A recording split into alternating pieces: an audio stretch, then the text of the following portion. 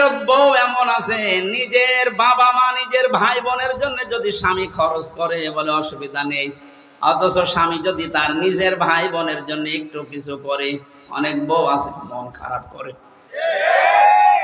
এরকম ছোট মনের বউ আছে? কার হাত তোলেন তো।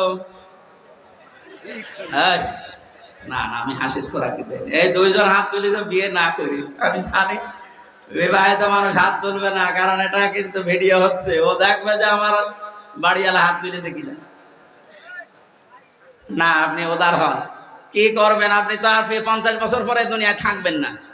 মাঝখান থেকে আপনি এই আচরণের কারণে জাহান্নাম খরিদ করে নিয়ে যাচ্ছে। আপনার মতো পাগল আর কেউ নেই।